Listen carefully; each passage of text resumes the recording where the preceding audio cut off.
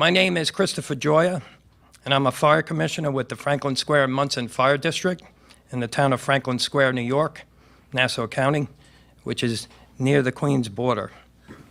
On the morning of September 11, 2001, I was working on the Brooklyn side of the East River, just north of the Williamsburg Bridge, and had a spectacular view of Manhattan and the Twin Towers.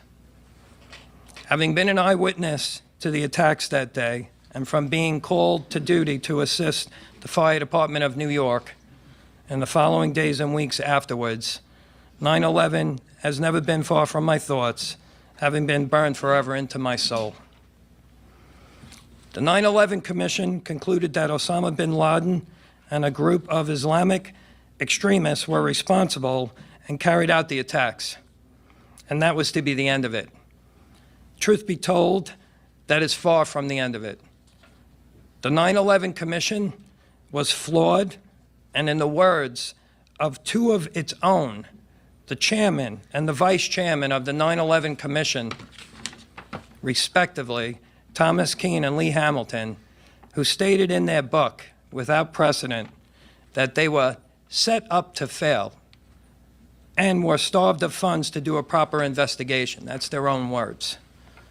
They also confirmed that they were denied access to the truth and misled by senior officials in the Pentagon and the Federal Aviation Authority, and that this obstruction and deception led them to contemplate slapping officials with criminal charges.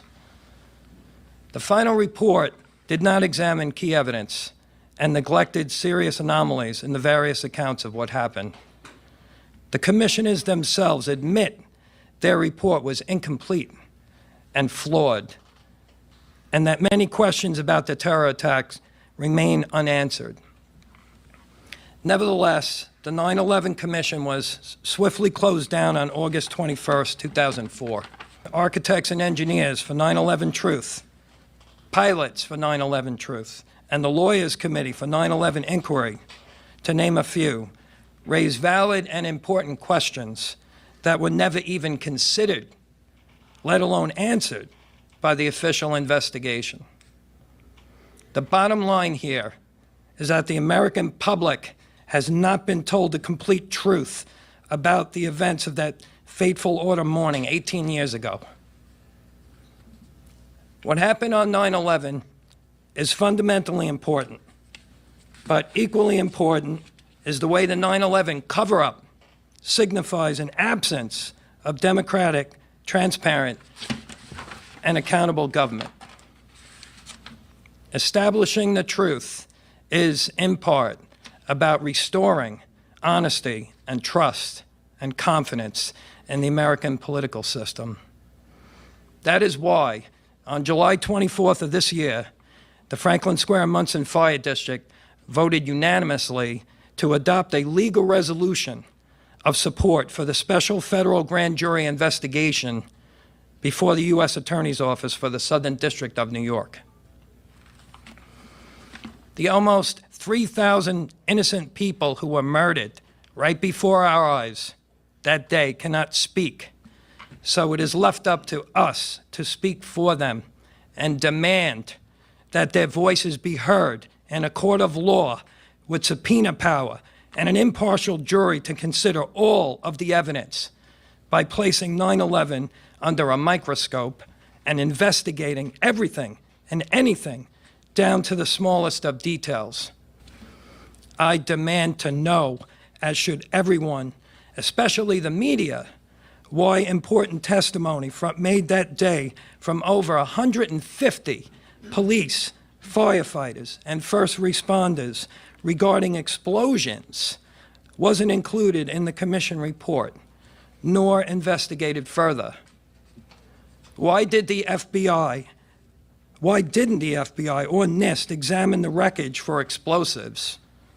Why wasn't Ground Zero considered a crime scene and sealed off and processed accordingly? Why was crucial evidence of melted structural steel suppressed and not even considered, or worse yet, allowed to be carted off and destroyed? Why won't, after 18 years, mainstream media such as ABC, NBC, CBS, CNN, or Fox News, and if Fox News here, I take that back and I apologize, report on any of this, let alone ask the hard questions of how and why certain things occurred the way they did, especially in the collapse of the third World Trade Center building, building number 7, that most people don't even know about. And finally, why can't Americans hear about FDNY Battalion Chief Oreo Palmer, who succeeded in making it to the point of impact on the 78th floor of the South Tower with his men, and reported that he had 2 isolated pockets of fire and that we should be able to knock it down with 2 lines. So he made it up to the fire floor, and he saw what was going on. And contradicting the official storyline that it was a raging fire up there, here's a brave fireman who made it onto the fire floor and was doing his job. 1 minute after the final transmission, the South Tower collapsed.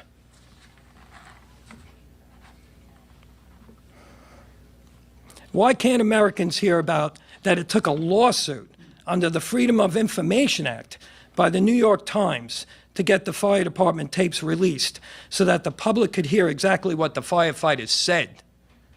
This occurring in August of 2005, almost exactly a year after 9/11 Commission had disbanded. That is not justice. So it would seem, until now, that we have left unmolested those who set fire to the house and prosecuted those who sounded the alarm. But that is changing. People lie, but the facts don't. All the American people want now, after 18 years, is the truth based on the facts and the remaining forensic evidence and what can be proved in a court of law. That is why we are here today. 343 firefighters, including 3 of my good friends, Thomas Hetzel, Bobby Evans, and Mike Kiefer, perished that day. And these were some of the best and the bravest people in the world. And they, along with the rest of those who were murdered and died horrible deaths, deserve justice.